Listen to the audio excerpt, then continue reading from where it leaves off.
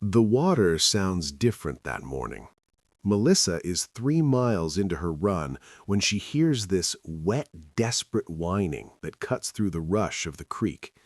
She almost keeps going. Almost. But something makes her stop. Down by the rocks, wedged between two boulders, there's this tiny soaked thing struggling in the current. She doesn't think, just slides down the muddy bank and wades in. The water is freezing. The puppy is smaller than her hand, ribs showing through matted fur, shaking so hard it can barely hold its head up. Hey, hey, I've got you. The drive home is a blur. Melissa cranks the heat and keeps one hand on the puppy in her lap, feeling for that fragile heartbeat. Still there, still fighting. Her apartment is a disaster of wet towels and frantic Googling by the time the sun comes up. Warm milk, soft food. Keep it warm, don't let it sleep too long. She watches that tiny chest rise and fall for hours, terrified each breath might be the last. But morning light brings brighter eyes, less shivering. Melissa calls the shelter. Found a puppy, half drowned, no collar. Bring her in. The shelter tech, her name tag says Linda, does a thorough check, runs the chip scanner. Nothing. Checks the teeth, the gums, maybe 2 months old, probably dumped. We can take her, Linda says. She'll go up for adoption once she's cleared medical. Melissa looks down. The puppy looks back. Those dark eyes hold something she can't name. What if I kept her? Linda smiles like she's heard this before. You'll need shots. 2 weeks. Name? Melissa thinks about the creek, the cold water, the second chance. Scout. Cute. Home again. Dog bed from Target. Bowls. Toys she probably doesn't need yet. Scout sniffs everything with this cautious curiosity that breaks her heart a little bit. The first week is easy. Scout is gentle, quiet. House training takes 3 days, which seems impossible, but Melissa isn't complaining. She posts a photo. Meet Scout. Almost lost her to the creek, but she's home now. The comments roll in. So sweet. Lucky girl. What breed? No clue, Melissa types. Mutt, I guess. Things are good. Normal. Scout plays with toys, curls up on the couch, follows Melissa room to room. A normal puppy doing normal puppy things. Except Scout doesn't bark, not once. Instead, she makes these huffing noises, low rumbles, and this weird yipping that sounds almost like laughter. Melissa finds it charming at first. And the jumping. Scout can clear the back of the couch from a standstill, leap onto the kitchen counter without even trying. She moves different than other dogs Melissa has met. Fluid, effortless. Her paws seem huge, too. Thick black pads that look almost leathery. Melissa posts videos. People eat them up. So athletic. Those sounds, LOL. What a weird puppy. 4 months pass. Before we continue, hit that like button and subscribe. Seriously, it helps more than you think. Scout grows. Not normal puppy growing, explosive growing. By 16 weeks, she's the size of a full-grown beagle. Her legs are all muscle, shoulders broad and powerful. The snout seems longer each day. Melissa measures her against the doorframe. 14 inches in 4 months. You're going to be huge, huh? But something is off. The proportions don't add up. The ears are too small and rounded. The tail is too short and thick. Melissa scrolls through photos of shepherd mixes, husky crosses, lab mutts. Nothing looks like Scout. She tells herself it's fine. Big dogs exist. Some breeds just grow fast. 6 months, 48 pounds, 21 inches at the shoulder. Scout's coat has gotten thicker, coarser, with this weird rusty color starting to show through the gray. Her face is changing too, more Angular, wild-looking, if Melissa's being honest. The vet visit doesn't help. Dr. Patel does the usual checkup, but keeps pausing, measuring, frowning. Scout is very large. That's bad? Just unusual. He examines her paws, studies her face. This jaw is incredibly powerful for her age, and these paw pads. What? They're configured differently than standard domestic dogs. I've honestly never seen this exact pattern. But she's healthy. Perfectly healthy, just unique. That word again, unique.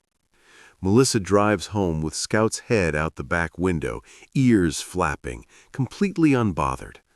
But Melissa's hands are tight on the steering wheel. She starts watching Scout differently, really watching. The way Scout sits, haunches coiled, ready to spring, never relaxed like other dogs, always alert, those dark eyes tracking every movement, every sound. A car door 3 floors down, birds on the balcony railing, footsteps in the hallway. Nothing escapes her attention. And the prey drive. God, the prey drive. Scout locks onto squirrels and doesn't blink for minutes, doesn't move, just stares with this intensity that makes Melissa's skin prickle.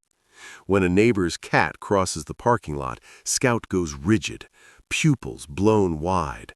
This low sound rumbles up from her chest, something between a growl and a purr that Melissa has never heard from a dog. The dog park is a disaster. Every dog there stops playing when they arrive, just stops and stares. A few bark aggressively, others tuck tail and back away. This massive German shepherd approaches slow and stiff-legged, then suddenly yelps and bolts. Scout couldn't care less, just stands there watching them with that unnerving focus. "We're leaving," Melissa says. They never go back. That night, Melissa drops raw chicken on the floor. Scout moves so fast, Melissa doesn't even see it happen. 1 second across the kitchen, next second right there, snatching the meat with surgical precision. But it's not the speed that makes Melissa's breath catch. It's how Scout eats it. Pins it with both paws, tears into it with powerful jaws, makes sounds Melissa didn't know dogs could make. She lies awake that night, Scout curled at the foot of the bed, making these soft huffing noises in her sleep. Melissa pulls out her phone, types "dog doesn't bark" into Google. Then dog makes huffing sounds. Then dog too big for breed. The search history spirals. By 18 months, Scout is magnificent, stunning. People stop on the sidewalk to stare. Her coat is thick silver gray with rust underneath. Muscles move like water under her skin. The legs are built for distance running. But that face makes people step back. Long, narrow muzzle, eyes positioned forward, too forward for a normal dog. Small, rounded ears, and the teeth. Melissa sees them when Scout yawns. There are too many, too sharp, arranged wrong. She posts new photos. The comments are different now. What is that? That's not a dog. You need to get that checked. Something is very wrong with the facial structure. Are you sure that's a domestic animal? Melissa's hands shake as she reads them. She looks at Scout sprawled on the rug, backlit by afternoon sun. Really looks. They're right. That night she falls into a research hole. Dog breeds, wolf hybrids, dingoes, wild canids, and then she finds photos of coyotes. Her stomach drops. The face shape, the body proportions, the coloring, the way Scout sits and moves and watches the world. No, that's insane. She found Scout as a puppy in the creek, someone's abandoned pet, not a wild animal. That's impossible. But she can't stop looking at the photos, can't unsee the resemblance. Morning comes gray and cold. Melissa calls Dr. Patel's office before she can change her mind. I need to bring Scout in. I think something might be wrong. The office is quiet when they arrive. Dr. Patel is waiting with someone new, an older woman with silver hair and sharp eyes. This is Dr. Chen, wildlife veterinarian. Wildlife. The word lands like a stone in Melissa's chest. Dr. Chen circles Scout slowly, doesn't touch her, just observes. Scout tracks her with those intelligent eyes, completely still, completely aware. The silence stretches. We need genetic testing, Dr. Chen says finally. Comprehensive analysis. Melissa's mouth is dry. Why? To confirm what I'm seeing. Which is? Dr. Chen looks at her, really looks at her. Miss Reeves, I don't believe Scout is a domestic dog. The room tilts. Melissa grabs the exam table. Then what is she? I need DNA confirmation, but based on morphology alone, Scout is either a coyote or a very high percentage hybrid. Coyote. The word doesn't sound real. That's not possible. I found her. She was tiny, a puppy. Coyote pups look very similar to domestic puppies, Dr. Chen says gently. Sometimes they breed with dogs and produce Kai dogs. Sometimes people find wild pups and try to raise them, then panic and dump them when they get too difficult to manage. Melissa looks down at Scout. Scout looks back with absolute trust. Everything makes sense now. The sounds, the movement, the prey drive, the way other dogs react, everything. The blood draw takes 4 people. Scout fights like a wild thing, making sounds Melissa didn't know she could make. By the end, everyone is sweating and Scout is panting hard, eyes wide and wild. 4 weeks, Dr. Chen says. Specialized wildlife genetics lab. Melissa drives home in silence. Scout sits in the back seat, staring out the window at the passing world, at the squirrels and birds and small things she was born to hunt. The weeks drag. Melissa watches Scout hunt moths in the apartment, watches her demolish rawhide bones with terrifying efficiency, watches her track sounds Melissa can't even hear. She thinks about the creek, about that tiny wet thing struggling in the current, about every moment since then. The call comes on a Thursday. Miss Reeves, you need to come in. We have results. The drive takes forever. Scout seems to sense something is wrong, keeps whining softly from the back seat. Dr. Patel and Dr. Chen are both waiting.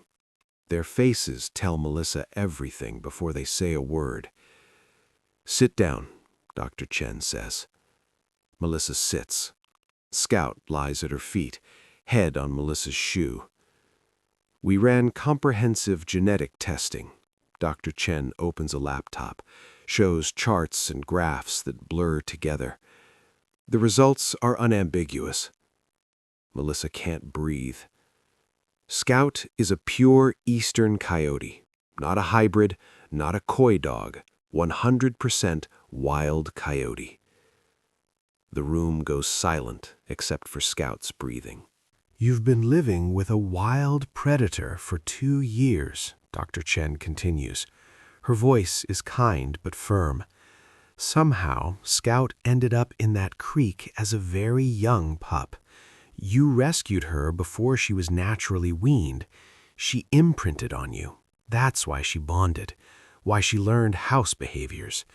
But she's still fundamentally wild. You just happened to catch her in the brief window when imprinting was possible. Melissa can't look up from Scout, can't process this. What now? Her voice doesn't sound like hers.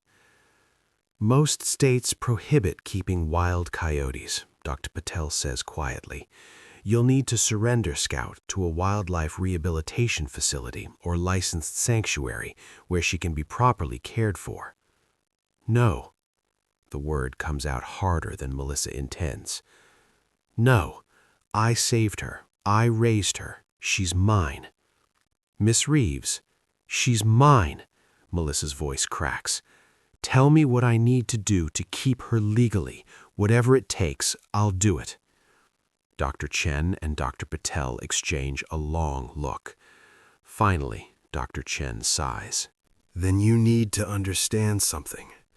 Keeping a wild coyote legally requires exotic animal permits, state and federal licenses, specialized containment, regular inspections.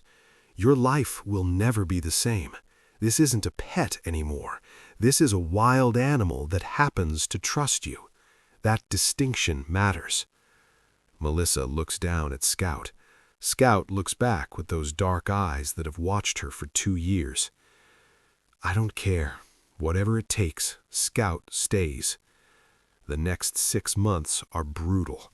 Applications, paperwork, home inspections by wildlife officials who poke through every corner of her life, building a massive outdoor enclosure with double fencing and a buried barrier, installing specialized feeding areas, taking courses on wild canid behavior that make her realize how little she actually knew.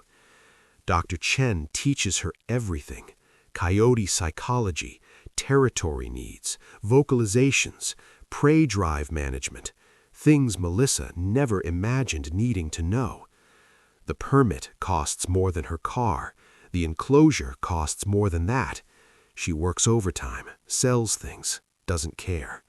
Finally, approval comes, conditional, restrictive, but it comes. She sits with Scout in the new enclosure that first night, watching the sun bleed orange across the sky. Scout is pressed against her side, making those soft huffing sounds that mean contentment. You're wild, Melissa says quietly. Scout's ear flicked toward her voice. I didn't know. All this time I had no idea what you were. Scout makes that yipping sound, the one Melissa used to think was cute. Now she knows it's a coyote's voice, ancient and wild, and nothing like a dog. She thinks about the creek, about that desperate puppy struggling in the current, about the choice she made without knowing what it would cost. Would she change it, knowing everything now? Not for a second. Some rescues are simple. You bring an animal home and it fits into your life and everything works. Some rescues remake you entirely, change what you thought possible, force you to become someone you never planned to be. This rescue broke Melissa's life apart and rebuilt it into something stranger and harder and more real. Because love isn't about understanding. Love is about showing up when it's difficult. It's about seeing the truth, the whole complicated, impossible truth, and choosing it anyway. Scout huffs softly. Melissa runs her hand through that thick, wild fur. Yeah, she says. I know. The sky darkens. Somewhere in the distance, a real coyote calls. Scout's head snaps up, ears forward, every muscle tight with attention. For just a moment, Melissa sees what Scout really is, what she's always been, wild, and hers. Thanks for watching. Don't forget to like and subscribe. See you next time.